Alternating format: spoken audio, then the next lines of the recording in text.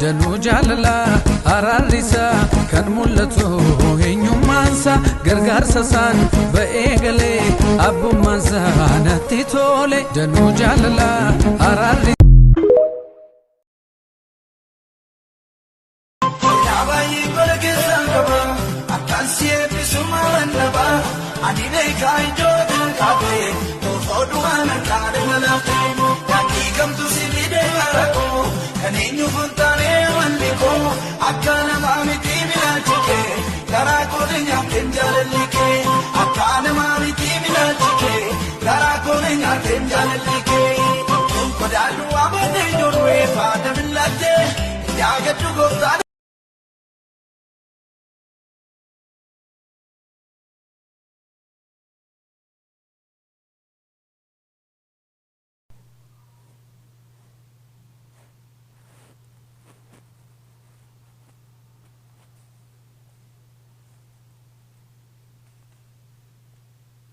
Dokter Manuel Kannan jedhe kaffee nami beekaan taa'ee si dhaggeeffachuu danda'a nami wal dhaalaan taa'ee si dhaggeeffachuu danda'a ergaan kee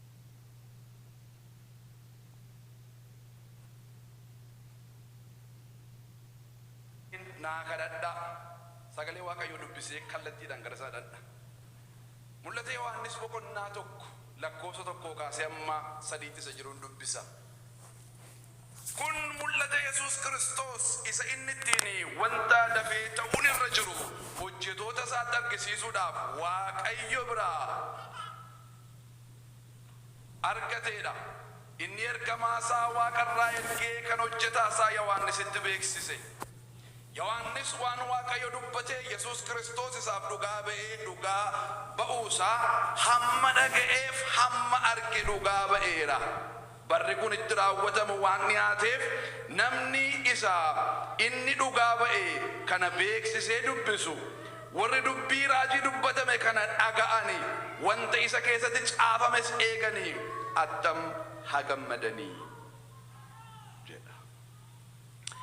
Yeroo macaafa qulqulluu qorannu gosa afuriin qoranna. Gosa afur keessaa inni tokko buuk istadi jedhama. Macaafuma tokko macaafa 66 keessa tokko fudhatanii qorachuu. Akkana dhiyeessuu yaaduu macaafuma kana guutummaa isaa qorachuudha. Garuu qorannaa duwwaan godhu. Bifa qorannaa duwwaatiin hin dhiyeessu. Sababiin isaa yeroo dheeraa tura sababa ta'eef yeroo dheeraa mana ga'u macaafa tokko yoo qoranne namooti qorannaan macaafaa isaanii hin taane waan jiraniif dadhaboota waan ta'aniif otoo hin taane akka ittiin namoonni hin hojjetamne jiru. Isaan akka isaan hin rakkannetti akka bifa barsiisaas akka inni of keessaa qabaatuun godha. Akka bifa qorannaadhoo macaafa kanaatti hojjechuu yaala hamma tokko keessaa akka bifa barsiisaatti nama biraan ga'uun barbaada. Barsiisaanis kan jireenyi isaanii hin dambanne waan jiraniif akka bifa lallabaattis dhiyeessuun yaala. Macaafi kun immoo macaafa raajii waan ta'eef namoonni raajiin itti tolee raajiin kakaasumu waan jiraniif akka bifa raajii macaafaattis dubbachuun barbaada. Yoo hin danda'e hunda isaa akkan ittiin qabachiisee hin deema jechuudha. Waggaa tokko ol turuu danda'a barsiisi kun waggaa tokko ol turuu danda'a. Kanaafiyyuu torban afur erga barsiifnee booddee torban shanaffaatti nama nuu lallabu tokko waldaa keessaa gidduu galchine jechuudha.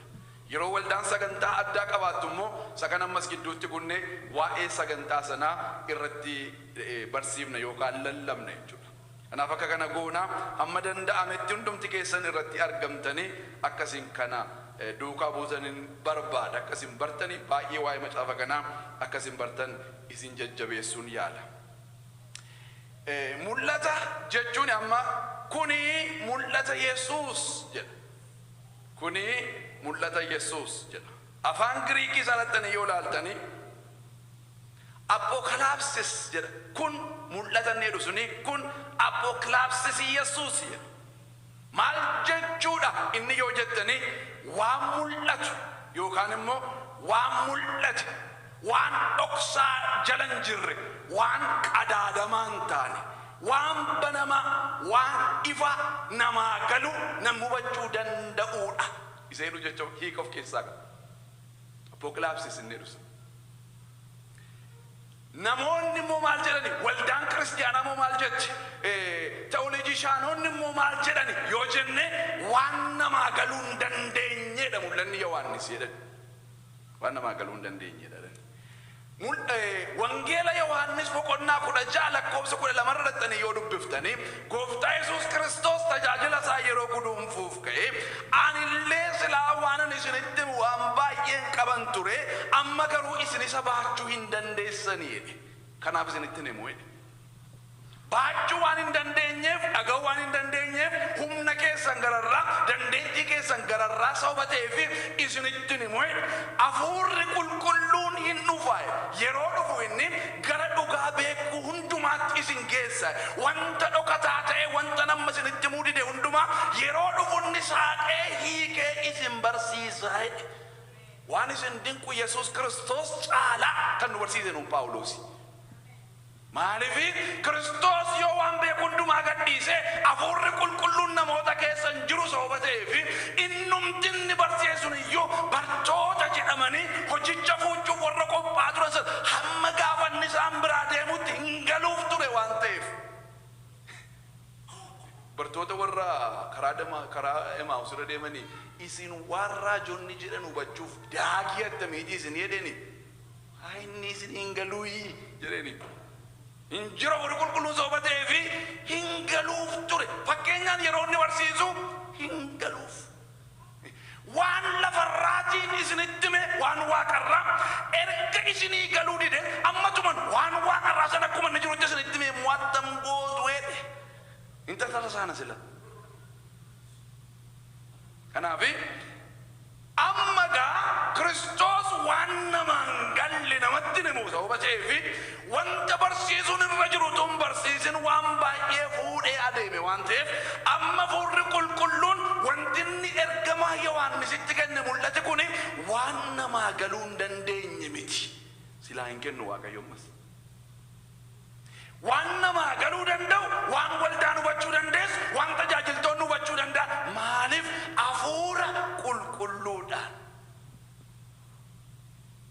kanaafi firoota ko mul'ati Yohaannis namaan galu hin jedhina lammata mul'ati Yohaannis namaan galu hin jedhina amma nami baay'een yawwana namumatti mirraa dhageetun dubbisinafe malee dubbisee galuuf hin dinneef nami baay'ee nama yawwana isinii galee dubbistanii ilaaltanii jettanii isinii galuuf waan dinneef qorachuu yaaltanii tarii isinii galuuf waan dinneef namatu akka jedha nama barsiisu tarii baay'inaa hin nageenye sababa ta'eefitu wanti kun hin ta'u jenne macaafa 66 amanna jetteetu amantii waldoonni waldaan warri wangeelaa guutummaan konstituushinii isaaniitti yoo laaltan kan keenyatti dabaltanii macaafa 66 amanna mul'ati Yohaannis garuu keessa hin jiru waldaa keessa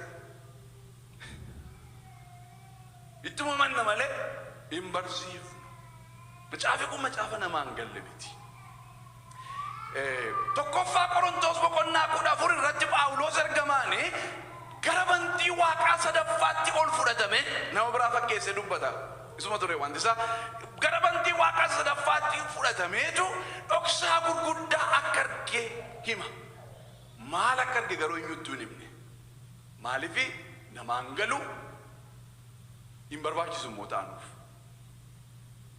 maal arge Phaawulos wanti duru beeknu hin jiru namni tokko hin beeku hin barreeffamne sababa ta'eef barreeffamnaan garuu wanta namaaf hubatamuu danda'uudha barreeffamnaan kanaaf akka kanattiin ilaaluun keenya baay'ee barbaachisaadha akkeedu kuni mul'ata Yesuus Kiristoos isa inni ittiin wanta dafee ta'uudhaaf jedhu hojjetoota isaatti mul'isuuf natti kenneedha mul'ata eenyuuti mul'ata eenyuuti mul'ata Yesuus Kiristoos waan isin dinqu kan akka mul'ata Yohaannis Kiristoosin nama barsiisu hin jiru Kiristoos keessan baruu barbaanna mul'ata Yohaannisin naqa Kiristoosin baruu barbaanna ilaala wangeelonni arfan turtii isaanii lafarraa nuu galmeessan turtii isaa lafarraa wangeelonni arfan ergaani Phaawulos baay'eensa ayyaana ittiin fayyine kanaaf attamitti jiraachuun akka nurra jirutu nu barreesse isamma Kiristoos itti jiruu fi isanni ta'uudhaaf jedhu jala muree kan nu barreesse yoo jiraate mul'ata Yohaannis Kiristoos isa eegaa jirtan Kiristoos hin dhufa jettanii seegaartan baruu yoo barbaaddan gara mul'ata Yohaannisiin dhaqaa. Wangeelota arfanii dhaxxanii yoo laaltanii wangeelota arfan dhaxxanii yoo laaltanii dallaa horii keessatti dhalachuusaa iddoo itti dhalatu dhabuusaa namoonni balbala isaaniitti cufanii of bira dabarsuusaa nutti hima wangeelonni nutti hima. Mul'ati Yohaannis garuu yeroo inni ulfina guddaadhaan dhufu gaaronni dadhabanii fuula isaa duraa utaalu lafti naatee socho'u namni jasaa keessa laaluu dadhabee warri qulqullootan ta'an iyyuuf wawwaachuusaa nutti hima. Mul'ata Yohaannis keessa dhaxxanii yoo laaltanii Kiristoosin barcuma firdii dura dhaabatu yoo xinnaate si'a sadii barcuma firdii namoota mootota ta'anii biyya lafaa kanarra turanii dura dhaqee dhaabateera firdii fudhachuudhaaf. Mul'ata Yohaannis irra dhaxxanii yoo laaltanii isaa barcuma firdii dura taa'u mootonni hundumtuu firdii fudhachuudhaaf fuula isaa dura dhufanii darbanii isinitti hima. Wangeelota dhaxxanii yoo laaltanii namoota ija Kiristoos keessa laalaa ija isaatti hancufa tufan isinitti hima. Mul'ata Yohaannis irra dhaxxanii yoo laaltanii iji isaa akka bobaa ibiddaa eenyuyyuu ilaaluu hin dandeenye akka ta'e isinitti hima. Namni tokko dhaabatee ija isaa keessa ilaaluu akka hin dandeenye. Wangeelota dhaxxanii yoo laaltanii wayyaasaa irraa baasanii wayyaasaatti buufata mukaa buufatanii irmachuusaa qullaa reebamuusaaf qullaa fannifamuusaa isinitti hima. Mul'ata Yohaannis bira dhaxxanii yoo laaltanii uffata quncuu talbaarraa hojjetame miilla bira ga'u dheeraasaa uffate dirata warqeedhaan morma isaatti dirate mudhii isaa warqeedhaan hidhate uffata iji namaa ilaaluu hin dandeenye uffachuusaa isinitti hima. Mul'ata Yohaannisin hin beeknu taanaan Kiristoosin misii goona fudhata.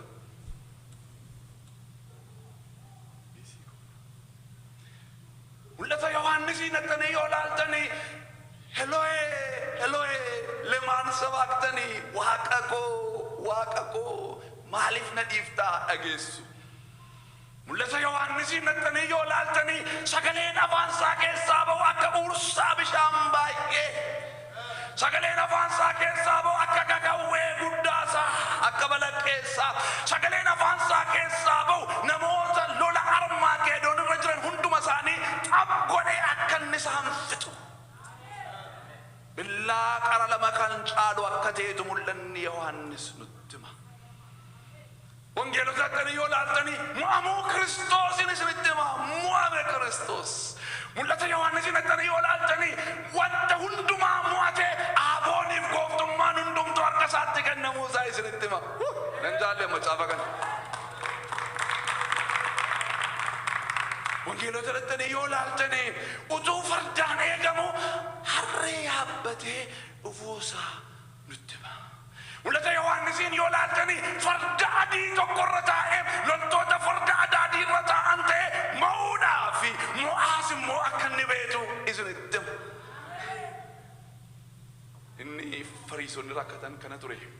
Raajonni akkuma yeroo darbe jedhee duuchaniidhuma walitti tu sanni dhalatuu fi sanni dhufuuf jedhu walitti qabanii waan itti himanii fi bitatti gale. Isaanis fardaa eegu zaarree dhiisanii. Kanaaf firoota koo Kiristoosiin nu barsiisa. Kun mul'ata Kiristoosiin. Waa'ee eenyuyyuu dubbatu mul'ati Yohaannis. Waa'ee Kiristoos dubbata. Akka nu hin barreef wanta seexanni barbaadu keessaa inni guddaan tokko waa'ee ayyaanaati. Kanaaf har'a ayyaanni waldaa kiristaanaa keessatti garmalee hubatamee jira. Ayyaanni wanta nu ittiin fayyineedha waan ta'eef isa yoo rukute ofumaa waldaa keessa gangalachaa baana akka nuyi baanu waan beekuuf waa'ee ayyaanaa akka nuyi hin barre nu godha. Maal akka inni baay'atu barbaadettanii yoo na gaafattan waldaa keessatti waa'ee seera. Amma koo amantiin yoo kana godhi sana godhi akka itti uffadhu akka godhi yoo jettan isin itti tola akka itti barre waan ta'eef seexanni bakka akkasiitti biizii nu gochuu barbaada. Ayyaana akka nuyi barruun barbaadu lammataa mul'ata Yohaannisiin akka nuyi barruun barbaadu seexanni. Sababiin isaa waaqa lammaffaarraa gad darbatamuusaa kan nutti mul'ata Yohaannis. Waggaa kuma tokko kan hidhamuudhaaf jedhu biyya lafaarratti hojii tokko kan hojjenne ta'e paralaayizii ta'e boolla keessatti hidhamuuf akka inni jiru kan nutti himu. Kan barabaraan ibidda boba'u keessatti Si'ool keessatti gatamuudhaaf akka jiru teessoo firdii duratti iyyuu akka hin dhiyaanne kan nutti himu yoo jiraate mul'ata Yohaannis. Mistiran ittiin bara dhumaatti hojjechuudhaaf jedhu kan nutti himu yoo jiraate mul'ata Yohaannis. Kanaaf ayyaanaaf mul'ata Yohaannisiin akka nu hin barre nu godha seetan. Namni xiqqii ittiin qabachuu barbaadan yoo jiraattanii ayyaanaaf mul'ata Yohaannisiin bara. Macaafa nuyi baruun nurra jirudha. Mul'ati Yohaannis boqonnaa 22 qaba. Lakkoofsa 404 immoo qaba. Lakkoofsa 404 inni qabu keessaa lakkoofsonni 278 kakuu moofaadhaa wajjin wal fakkaatu. Kanaaf namni kakuu moofaa akka ta'utti beeku, namni kakuu moofaa akka gaariitti hubate mul'ata Yohaannisiin hubachuu danda'a. Mul'ata Yohaannisiin hubachuu danda'a. Afaan isa jalqabaa itti hiikame irratti yoo laaltanii afaanni inni jalqaba Giriikii irraa itti hiikame sana irratti yoo laaltanii jechoota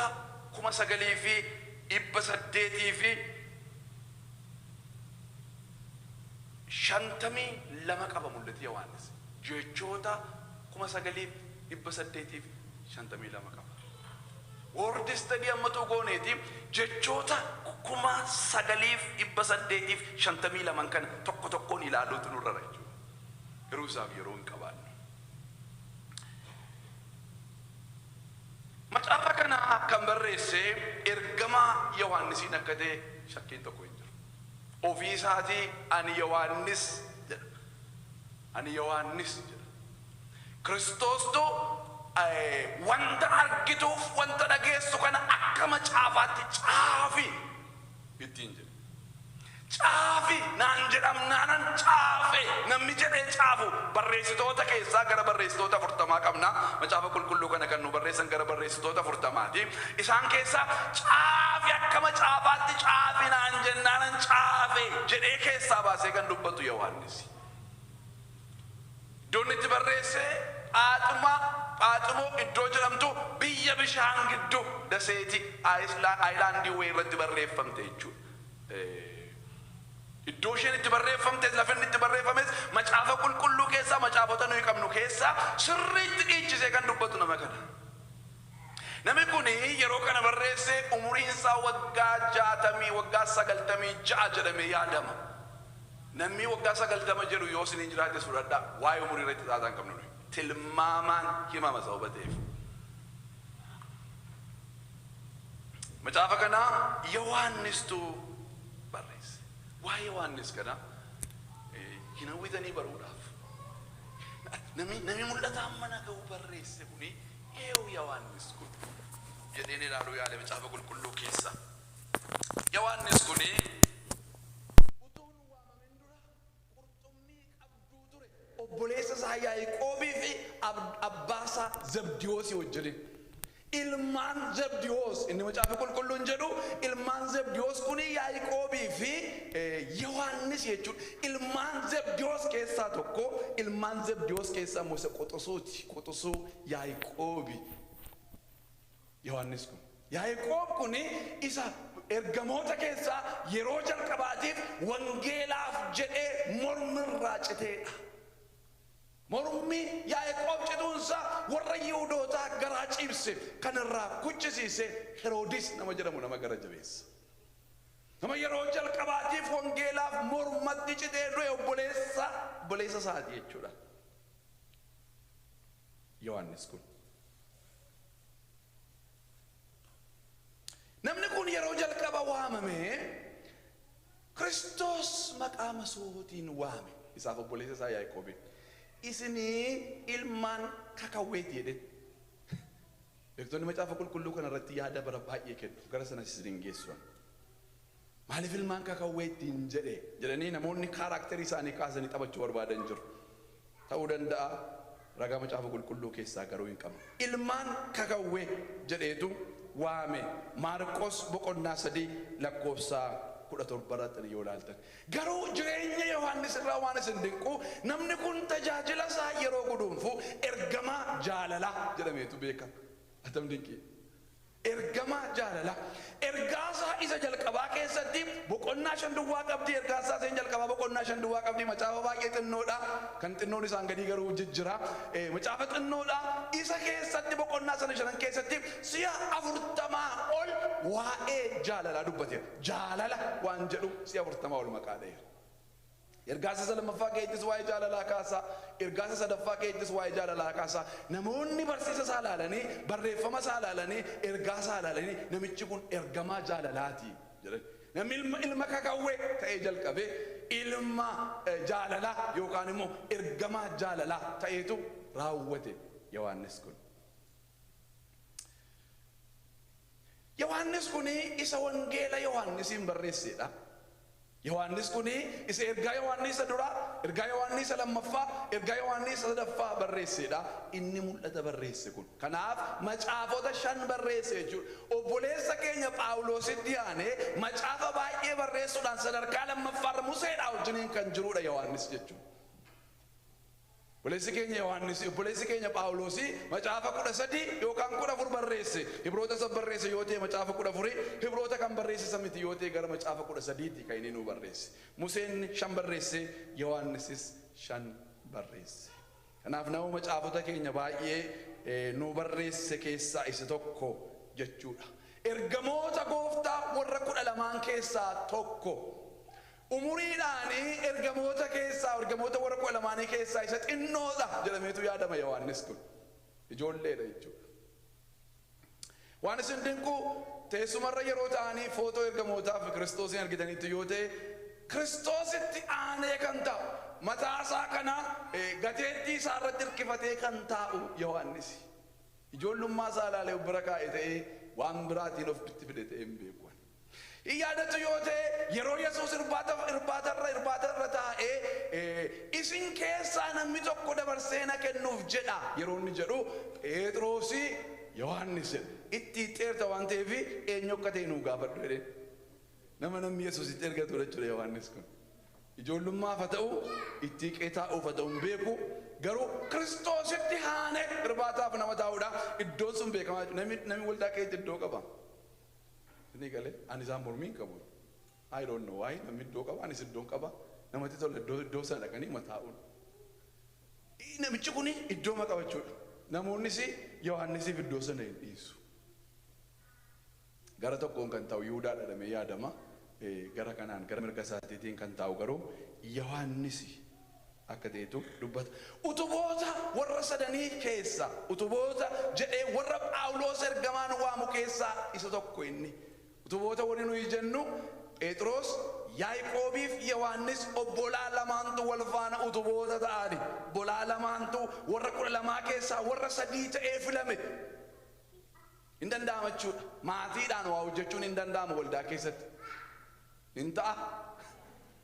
Ayyaana laala malee ani maatii miti.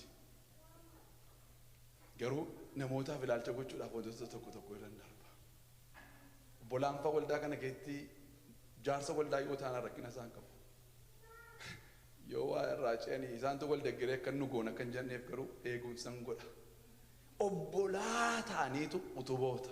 Isaan warra dhaqee gaararratti Yesuus Kiristoosiin bifisaa jijjiiramee argan keessaa lamaan isaanii jiru achi ture. Yohaannisis yeroo fuulli isaa jijjiirameef yeroo uffanni isaa jijjiirame yeroo Museen dhufeef yeroo Eliyaas dhufeef Kiristoosii wajjin isaanii haasaa isaanii sana dhaga'aniiru.